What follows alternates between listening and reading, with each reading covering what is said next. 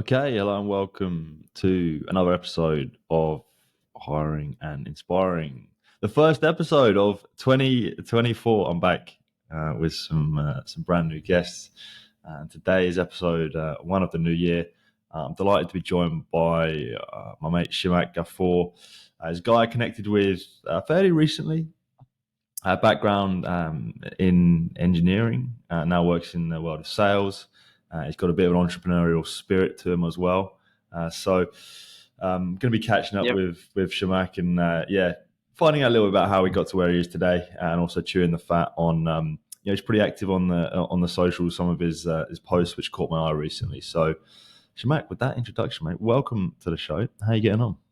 Yeah, good man. Good. Thanks for having me on. Obviously, it was great to have a chat with yourself as well early on, and we're back here. We're back into the new years. We're ready to take on bigger goals, bigger challenges, and yeah, man, looking forward to the chat. Nice. Well, mate, I don't think we've spoken yet this year. How's the year sort of kicked off this end, and how's your time off as well? Yeah, it's been good, man. It's been really busy. I had a bit of a break, traveled down to Melbourne to meet some of my relatives and my cousins and all that. Drove down, which was really good. Ended Oh, you up, drove? I drove, yeah, Well, from Adelaide. Yeah, yeah. nice. It's That's about a nice about drive, actually. I've done that. It's nice, isn't it? Oh, have you? Oh, yeah, no, Yeah. it's beautiful. Mm, Drove down there, just had spent about a week or something, came back and back into the hustle and mm. getting on the social medias and trying to shoot some YouTube videos and all that. But no, it's been good. Yeah, man. How about yourself? Yeah, Been to yeah. pub? Back to I was in Bali for a couple of weeks, Yep. for a bit of a holiday, which was a lot of fun, and then back to work this week. So back to Ah, reality a bit, but no, no, I'm coming oh, back with. Bali would have been crazy. It was fun, mate. Yeah, it was a lot of fun. Never been before, but yeah, it was first time checking it out. So yeah, did enjoy it, That's awesome. mate. I want to start with Hmm. I guess your sort of recent venture. You launched your own thing, a little bit of a side Hmm. hustle, I believe. Hmm. Emirate International end of last year. Hmm. Talk to Hmm. me about that. How's that all been going? Yeah, no, it's been going great, man. So essentially, me and my dad started this company with the goal of distributing some of the best healthcare products in Australia. Now, the reason is because we do have a couple of great products that we have already launched in the Middle East and that are performing extremely well. And we just felt that in Australia that there's a lack of that. For example, in particularly when people feel cold, they don't have anything to get all the mucus out. I know it's pretty Okay. disgusting, but we just felt that there were some products that can really do well, and we wanted to kind of bring that into the Australian market. And we've been doing great. We've been speaking to some of the distributors here, and the products are being launched, which is really good. And yeah, it's kind of a side hustle that's going on at the moment with me and my father, and it's always good to work with your dad. You get all the bit of a good mix of the energetic youth that I'm myself, and a bit of experience, and that great wealth of knowledge in the healthcare sector, and me just on doing smashing out, whether that's approaching distributors, approaching people, approaching clients, Mm. and speaking to them about our company. So no, that's been great, man. And I guess that's something that we always wanted to do. We've been talking for about years and years on end. It's been a conversation that, and my dad actually pounded me for the past few months. He's like, Shamak, we've got to do this. We've got to do this. It was Okay. the other, yeah, he kept pounding me, and I was like, oh, I can't be bothered. And finally, I got for lack of a better term, got the guts to go and start it, which is great, and it's been such a learning experience. There's nothing like having all running your own show on the side, and being able to generate that revenue on your own, which is really interesting. Yeah. What's been the biggest learning curve, do you think? Then? For me personally, it was understanding how to market a product. Uh, Marketing Okay. a product is one of the most, I think, toughest things to do because there's so much noise. You can design an awesome website. You can have the best product in the world or the best service, but how do you market it? How do you get people to look at it? How do you get, your the people that you want to reach out to be interested in your product? Whether that's a sports supplement you're selling, whether that's a teeth whitening product, whether that's a multivitamins that you're looking to sell, those kind of things was one of the biggest challenges that we faced, and trying to overcome that and figuring out solutions. Do we run ads? Do we approach this person? So that was getting into that problem solving mode from a marketing perspective was one of the biggest challenges and one of my biggest learning curves, I think. Yeah, 100%. Oh, and what's the dynamic like working with your dad? Oh, it's awesome, man. Yeah. It's really cool. We can be unfiltered with each other, which is always great. He can tell me that you're doing nothing, you're just being lazy all day, and you're not working hard enough, and that motivates me, and I do it. And if I need to push my dad, I can do that. And I can't do that with, if you're having a business partner or something. It's a bit tougher, because with a business partner, you're kind of having this whale, and you have to be professional. And I'm a big firm believer that it's good to work with family. I know a lot of people might disagree with me and think, hey, you shouldn't get your parents in the business. You should get your mom and dad. You shouldn't get your brothers. But I'm a firm believer that as long as you have the people that you trust at the core, it helps it grow because you can be unfiltered and you can just tell things as it is, which is what was really exciting. Yeah. Yeah, and you're looking to grow it. You said you're looking to expand it. What is the sort of the goal for that business? Yeah. So the goal is to be one of, in fact, the largest supplier of healthcare products in Australia. That's the goal. That's the end goal. We want to scale. We want to bring in the best products that are out there that haven't been discovered into the market. We want to create our own brand. We want to create our own brand of whether that's sports supplements or whether that's multivitamins. Because what we noticed is that a lot of the people in Australia, they get these pills, and they consume pills like a vitamin D pill or something like that. And pills are very boring to consume. People forget it. And we thought of finding a way to integrate that into people's diets with sweets, gummies that do have those same benefits, and it's nice to consume fun like a chewy, and you get all those benefits. So that's the end goal, to create that brand, and that's what we're trying to work towards. That. Yeah. Yeah. And how are you balancing, doing that work, for the business with, your other responsibilities and etc. How do you find that? Oh mate, just 12-hour days, man. 12, Okay. 13-hour Yeah. days. Yeah. Sure. As soon as I'm off the office, we're on the phones trying to work things out, and whether that's ensuring that we get our marketing material right, booking those meetings, everything happens on the side. So it's not something that I enjoy it. I enjoy that process. I enjoy it, balancing it out. I'd rather be busy, and I wouldn't say it's tough. I enjoy the stress. It's Yeah. good. Stress is good. Yeah. Yeah. Yeah. Mate, that actually leads me quite nicely onto my next point, where Yeah. I'm gonna dive into a few of your Hmm. social posts, which caught my eye, which some topics we can Yeah. discuss. Yeah. Yeah. You talk about Absolutely. how you enjoy your work, and it almost sounds like it Hmm. doesn't even really feel like work, which is, Mm. I think, a good Mm. thing. That's if Hmm. that's you can get to that point. Mm. Mm. You talked about you've got to find in a post the other day about Mm. how finding a higher purpose to your work. I mean, maybe finding a reason why to do it, to get out of bed in the morning to do that. How important is that for someone who's maybe looking to do something like yourself, do a bit of an entrepreneurial thing, or even in a day job to Yeah. to have success? And a sort of second part to that question is, would you say your higher purpose is in your work? No, that's an absolutely great question, and I'm glad you touched on that, because I think that it's very difficult for us human beings to do work that we don't link that isn't linked to a higher purpose. It's very difficult for us to go through everyday grinding. No one likes making cold calls. No one likes sending emails. No one likes doing the work. It's sometimes it's boring. Sometimes you hate it. If you can't link that to a higher purpose, it's going to be very difficult for you to show up day in day out. It's difficult. You're going to give up 1 month in, 2 months in, 2 months in. Um, Now, for myself, I'll speak from my personal experience and what I go through on a day-to-day basis. I don't mind working 12-hour days or 14-hour days. Me personally, I don't mind it. And the reason I don't mind it is because I know that I have a responsibility for my family. I know that if I don't do it, um, no one else is going to do it. I mean, people are going to do it, but no one else is going to come and help my family out.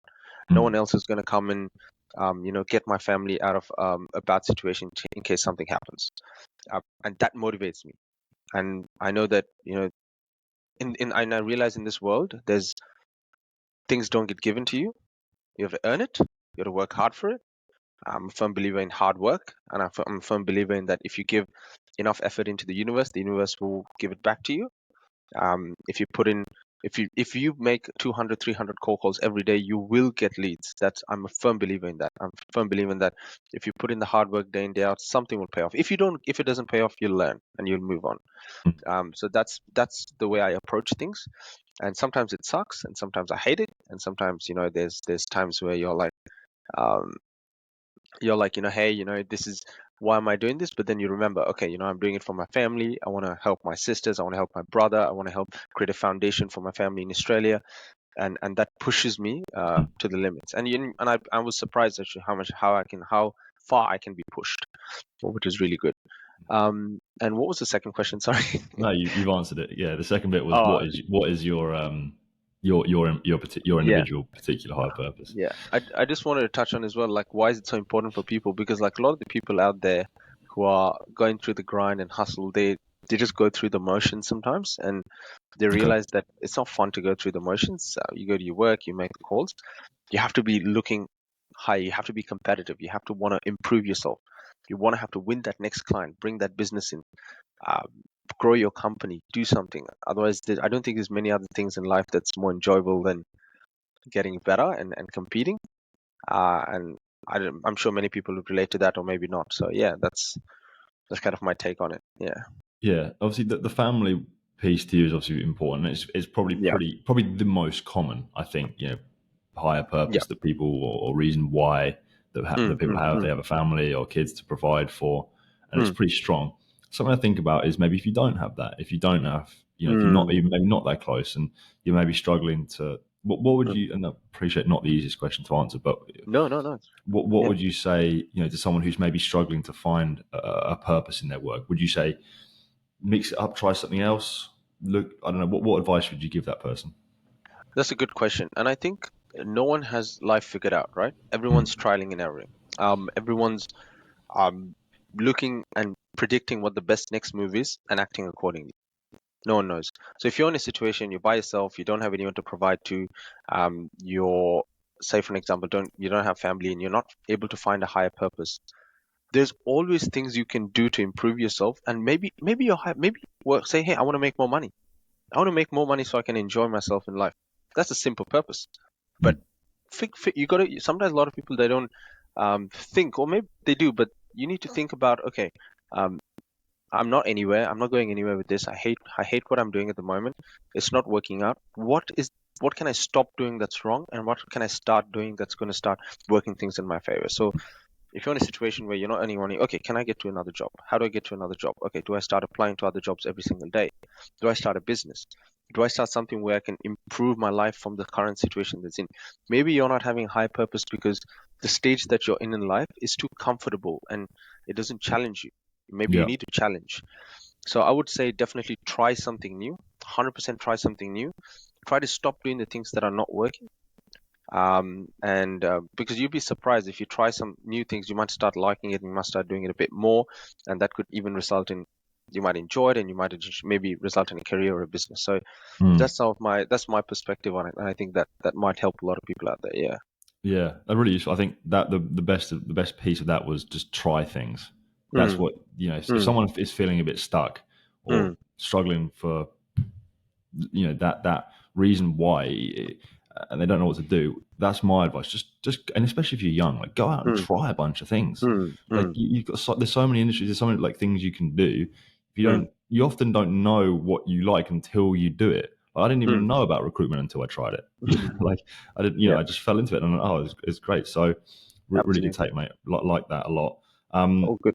Next piece, Yep. you spoke about you work long hours. You work 12-hour days. You posted about burnout. Yeah. Burnout potentially being a bit of a myth. Yes. What did you mean by that? Okay, I'm gonna get a lot of hate for this, and a lot of Let's people hear have it. messaged me and they've told me that, I've got a lot of personal messages saying, hey man, what do you mean? Burnout's real. I get tired. Man, I don't, I think it's not. I don't Okay. think it's a real thing. And the only reason I say that is because I've studied a bit of history, right? And human slaves back in the day have worked ever since they've opened their eyes and woken up to the time they've gone to bed. They've just worked and they've lived for years doing it. So if they can do it, me sitting in a laptop the whole day working in the comfort of my home while I sip Starbucks and eat all the food that I want, and I can go and work anywhere I want, to the beach, or I'm living in a comfortable, not war-torn environment. It's just perspective, I think. I think burnout's a perspective. I think if you just shift the way you think about it, um, a lot of people are probably burnt out mainly because they don't enjoy what they're doing, right? If you Yeah. don't enjoy what you're doing, obviously you get burnt out pretty quickly. If you do enjoy what you're doing, and if that's what links to the higher purpose. So if there's a higher purpose linked, you would work any amount of hours every day. I'm 100% sure. And I've heard a lot of people come and say, "Oh man, I'm burnt out. I'm burnt out." I'm like, you're probably not enjoying what you're doing. Yeah. You probably hate it, and that is causing you to mentally feel exhausted. Yeah. You're mentally exhausted, and it's normal. Everyone feels mentally exhausted. So Yeah. maybe try to figure out what you can do on the side that you would enjoy. That's actually going to bring you that joy and that adventure, because human beings love adventure. If you're on an adventurous path in your life, whether that's in business or in a goal or in a hobby or anything, a side hustle, you're not going to get burnt out. You do it. Say someone who likes playing football, they play football for 10 hours a day. Mm. They're not going to complain, "Hey, I'm burnt out," right? Mm. So it's just shifting that perspective, and that's my opinion. Yeah. Obviously, a lot of people might disagree, and I think just it's if you can shift the way you think about burnout, you'd be surprised how many more hours you can work a day and how much more things that you can do with your time. They'll actually benefit you in the future. And if it doesn't benefit you, it's fine. At least you tried, And yeah. Yeah, it's more maybe it's almost people use it as not an excuse that they were maybe in the wrong environment. They Exactly. might be, but I mean, they might be burnt out, but maybe that's because their boss is, overbearing, or their the culture in the business isn't that so isn't quite right for them. Exactly. That's a big factor. If you go to work and you have a bunch of people that you're constantly not in favor of, or you're being constantly pressured all the time, you will feel the burnout because it's normal. But then what do you do? That's when you come to solution mode and you think of different ways where you can improve that situation. Maybe go to a particular field that you like. For me, sales, I love the pressure. And that's what I love. I love the pressure of sales. I love the pressure of targets. That drives me. That doesn't Yeah. drain me. If someone doesn't like it, probably don't do it then. Probably do something else that you enjoy doing, right? And different people have different personalities, and you just have to figure out what works for you, I guess. I have a Yeah. mate of mine who loves being on the computer running Facebook ads. He does a Facebook ads business. He'll Yeah. do Facebook ads 13 hours a day. He'll run it for different businesses. But tell him to get on the phones, he hates it, Mm. right? And so and so that's the burnout thing that I want to say. It's like, okay, yes, people do get burned out, but you have to figure out how you can make sure that you're leveraging the most of your time, because once time's gone, it's not coming back. Mm. Yeah. You Yeah. talk about that person who doesn't like getting on the phones. You also talk about how you love sales. Yeah. I want to talk a bit about picking up the phone, making those Yeah. cold calls, which I know is something you're big on. You spoke about, I think, in a post recently about people shying away from the phone. Mm, Um, mm, mm. I know from experience the phone still works, especially Yeah. in sales. What advice would you give someone who's maybe struggling, lost a bit of confidence, say, when it comes to picking up the phone? What would you tell them? Okay. First thing I'd say, it's tough. It's tough when you're calling people, and Mm. that's normal. Whether that's you, Joey, I'm pretty sure you, me, everyone relates to that. It's hard to pick up the phone. So acknowledge that it's going to be hard. Um, the second thing you might want to do is, say you're in a particular business or a niche. For an example, I'll pick the most basic thing ever. You're doing a bond cleaning business, Okay. right? For lack of a better business. And you're trying to cold call people to win deals. Now, probably the best people to call would be either real estate agents or property owners or um, other cleaning companies. They would be your niche target. You're not Okay. going to call the whole world, right? So what happens is, if you can kind of identify your target market and call them, that would save you a lot of trouble, because you have people who need the service and you're just a facilitator to give it to them. So if you're calling people who are not going to need the service, you're obviously going to be disheartened and it's not going to Mm. make sense and you're going to hate it. And so that's identifying the market part. The second bit of advice I'd like to give is that, look, I'm no expert, but what I'd like to say is that the reason I pick up the phone is that there's no bigger impact you're going to make on a person than a phone call. Uh, People receive thousands of emails every day. They're getting ignored. If you're picking up the phones and making calls, I think you're ahead of most businesses and most of the market, because a lot of people don't do it, and a lot of people shy away from doing it. So if you're doing it, then you're probably ahead of the curve, I think, in terms of reaching out to clients. And obviously, you get a lot of rejection, and rejection is hard. Not a lot of people don't want being told 100 no's. But my thinking, and I always remember a quote from Alex Hermosi. He says, "You don't lose money from no's," which really hit me that day. And I was like, so I did cold calling for my friend just on the side to help him with his bond cleaning business. So I made about, I think, 250 cold calls over the course of 2 days, and we got like 5 contracts, right?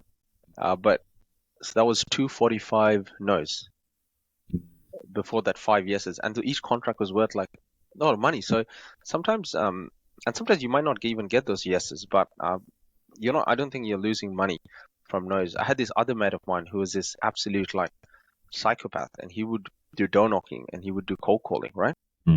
He would just be like, okay, 1, okay, 2, okay, 3, okay, 4, okay, 5, and he would just keep going. And he was the highest producer for the company. Like, he was in my previous company in Prometheus. He would just keep calling. He was relentless, and he brought the maximum amount of revenue for the company. So I think there's no light without dark in that regard. So as long as you're willing to go through the dark, then you might get some light at the end. Yeah, I like it. I think the first bit about picking your target accounts is really important. It's something that a lot of people, sort of neglect in the process. They, just spray and pray a little bit, speak to everyone and anyone. Sorry, and it's almost an evolving process as well. Like when you say you get those no's, you're not, as you say, you're not losing anything, but what you're gaining is you're then, if that's a no and they're not the right fit for you or whatever, and then they're now off the list, so you can then hone in on the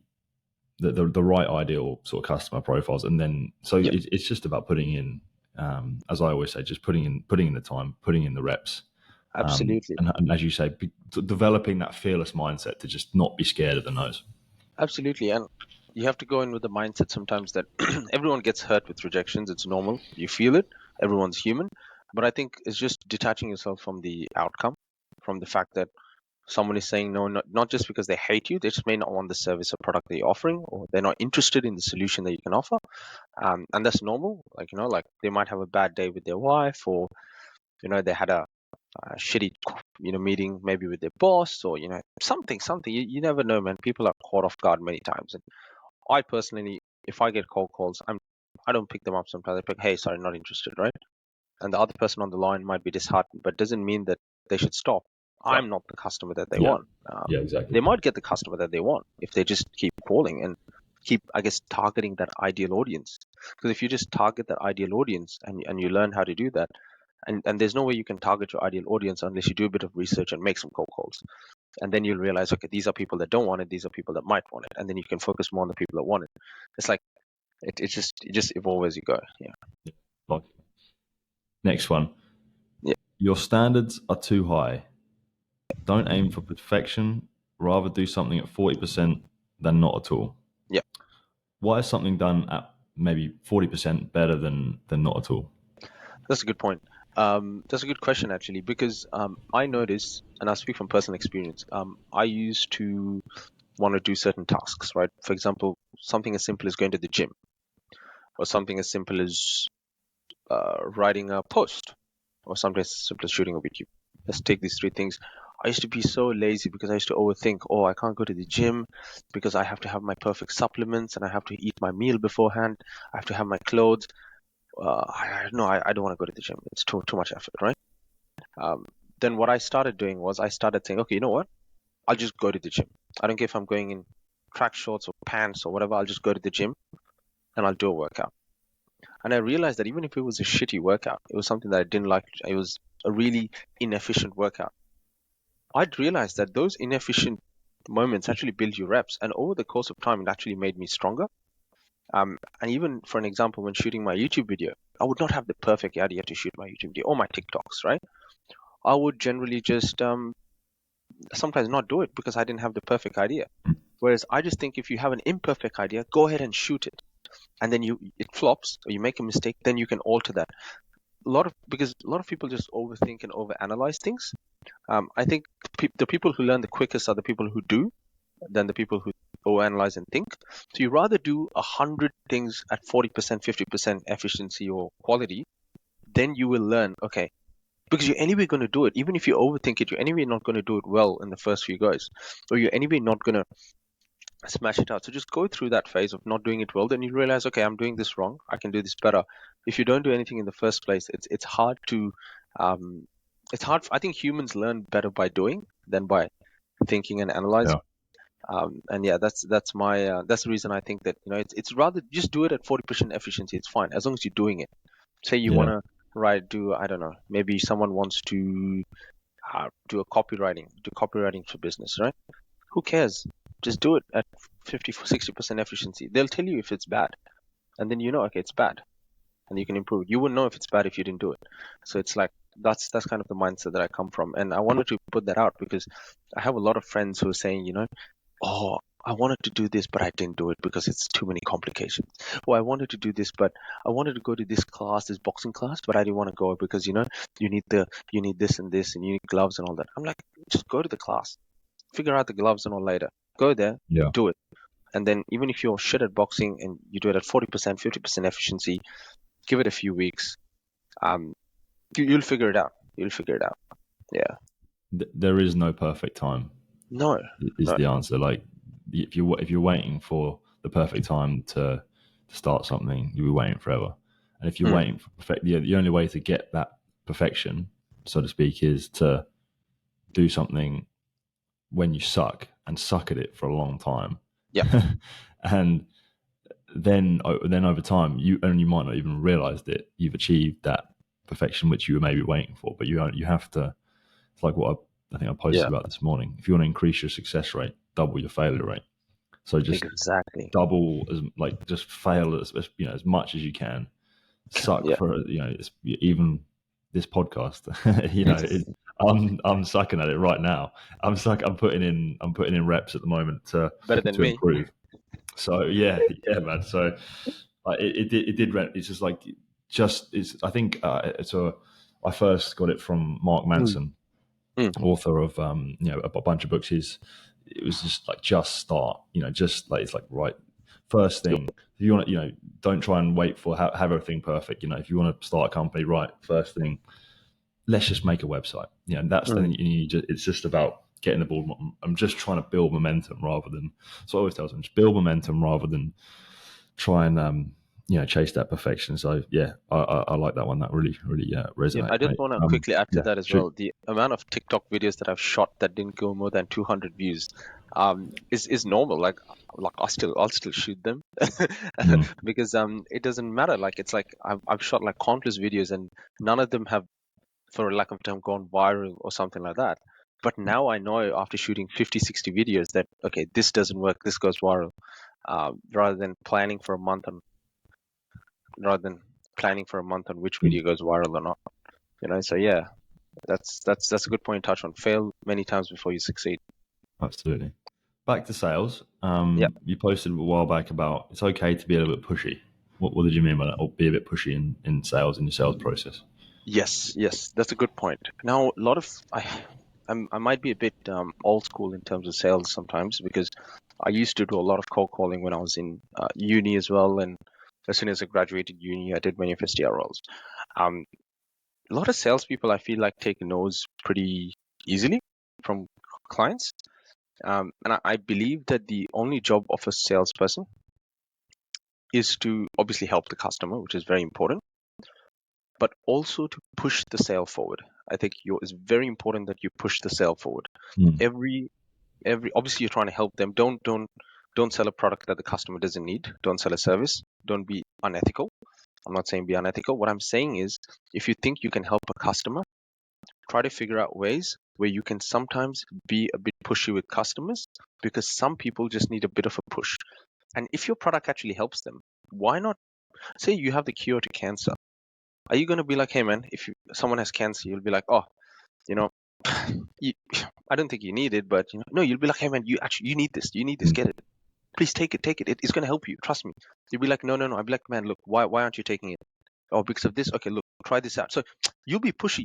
So if you actually believe that your products or something's going to help them, it's okay, a little bit pushy, it's fine, you're not going to lose anything, but don't be too pushy as well. Don't be like don't be too aggressive and Yeah. push people. Be very tactful about it. Be very tactful, ask the right questions. For example, in one of my sales calls, a customer did not want to get some of their services across or renew them, and it was a no-brainer for me that they should, because it was like, it's just a no-brainer. You're not because we sell these GPS trackers, so if you don't have them, you're going to be blind on where your employees are. They said, oh, we don't need them, we don't want to pay $20 a month. I'm like, okay, but how are you going to know where your employees are? You're going to lose this much, you're going to lose that, blah blah blah. And then it made sense to them. Whereas if I probably went, oh, it's too much, it's okay, it's fine. So sometimes you'd be surprised. I was actually surprised, and I learned that over the years, that if you're a little bit pushy and you try to move the sale forward constantly, you will close more. You will actually get more sales than not. And it's sometimes difficult to do because you don't want to ruin the relationship and you want to keep everything's intact. But sometimes it's okay to prod and challenge the customer a bit. If you actually believe, that it's going to help them. Yeah. I think that last bit, if you genuinely believe that you can help them, is the key. If the customer can smell your commission breath from a mile away, and they just feel like you're solely doing it for yourself, and you're not really listening to them or whatever, that's the distinction. I think it's your job, right? As you say, it is your job to drive. The salesperson's job is their job to drive the process forward. So it's up to you to be setting next steps, setting deadlines, closing them down. But it's done well when they don't even realize it. When the customer doesn't even realize that they've been sort of taken on this journey. So yeah, I like your point, mate. I wanna take this chat a little bit personal now. Absolutely. I want to get it into yourself, your own journey. You've moved around a bit. You've relocated to Australia. How would you sort of describe your journey of that sort of relocation and settling into life on these shores? Yeah, it's a great question, man. So I came to Australia when I was 17. I came as a student. Because I was under 18, I had to stay in a homestay for about 6 months with this family who took care of me. I think being as a young person, it's really helpful if you go and live on your own in a foreign country. The reason I say that is because it'll teach you how to, obviously, it taught me a lot. It taught me a lot about people. It taught me a lot about how to engage with people. It taught me a lot about building a life on my own, because in Qatar, I was pampered and taken care of by my parents, right? Everything was given to me. It's set. I had food, I had my laundry, everything was good. I come home, I'm a king. And I came here and nobody cares about you. Everyone has got their own troubles. You got to figure life out on your own. And it really taught me personal responsibility. And the journey's been great. I think in particular, especially getting the permanent residency in Australia, that was one of the most stressful times I've ever gone under, because I remember I had I think 1 month left on my visa, and I wasn't getting my PR invitation. So I said, okay, cool, I'm going to give up, sold my car, gave my house away on rent. And 2 weeks before I was going to leave, I got the invitation for the PR. So I went and bought back another car and got another house on rent. That was a really interesting phase. Yeah, no, it's. How long did it take to get PR? It took me at least a year from application. Yeah. What? Sorry, a year from arriving here, or? No. Oh, yeah. So I've been here for about 6 years before I was eligible to apply. Because I did 4 years of my uni degree in QUT in mechanical engineering, and I worked for about a couple of years. So I used that experience to obviously apply for my PR, and then I had to wait for a year before they accepted it and stuff. And I'm kind of glad that I went through that process. Obviously, I had some great friends, and I had some amazing people who helped out. And I think that's really important. If you're coming here as a student, find the right people a student or anyone, find the right friends. To be with. You need those people around you for sure. 100%. 100%.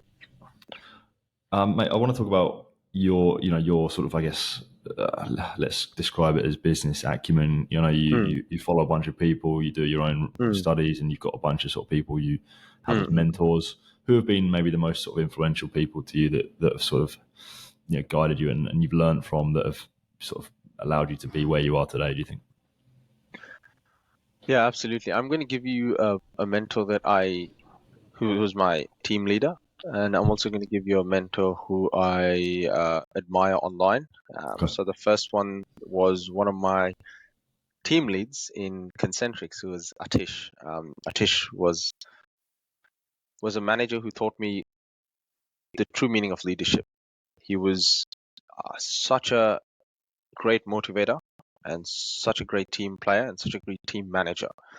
A few of the things he taught me about was how to speak to clients, how to win clients, how to essentially make sales, how to call people, how to interact. Because I was fresh out of uni, didn't know anything about anything. He taught me about a lot of things about life as well, about relationships. Um, and he was my team leader in Concentrics for a couple of years, and I enjoyed every single bit of it.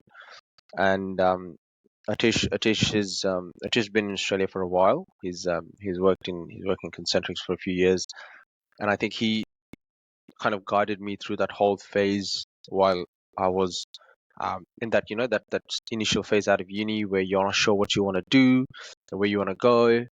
He kind of helped me with a lot of those stuff and a lot of those problems and guided me through how to speak to clients. And yeah, that was great. Another really influential person that I've been following for a while. And obviously, sorry, I want to mention my dad as well. I have to say my dad, because I think my dad has been the biggest role model in my life. Like he's what I'd want to. If I can be half of what my father is, I'd be so happy, because very he's got amazing business acumen. Amazing. My dad can. He's got an amazing business acumen. He knows what markets to target. Like he's dominating the healthcare market in Qatar, back in the Middle East. And watching him work, he leads a whole team of, I think, 50, 60 people. Watching him lead the team, how he interacts with them, how he takes care of them, how he gets the best work out of people, and at the same time make sure that they're taken care of is outstanding. He's got amazing EQ. I think a leader needs like a really high emotional intelligence. They need really high emotional intelligence, and know when to press them a bit, know when to be a bit of a bad cop as well, because you need that. Um, my dad has been amazing. He's been supporting me throughout all my failures. He said, "You failed 10 times, I'll be with you." So I'm so lucky to have a father like that. Another person is Alex Hormozy. I really like him. Watching his stuff online, I think he's a really positive influence on the world. I think really positive influence to a lot of business owners and people in sales. The main reason I think he's amazing is because he tells you things as it is. He doesn't sugarcoat stuff. And I think a lot of the people nowadays need that, and his messaging is really positive. So yeah. Yeah. Yeah. Yeah, really good man. He has really blown up in the last few years, right? Yeah, exactly. Couple more for you, mate. Yeah, go for As it. we come into the new year, we spoke a little bit about at the start, but some of the goals. What do you think in the future holds for you? And I know that's not easy to answer, but the No, crystal ball. But what are some of say shorter term goals that I can expect from you in the near future? yeah, no, it's a good question. So some of the things that I'd like to obviously do in the future is, first of all, grow at Emerald International, but at the same time growing my career as well. Getting more into the trying to improve my sales skills, trying to improve my understanding of marketing and business. That's definitely something I'd want to do, especially marketing, because I think there's a lot to learn there.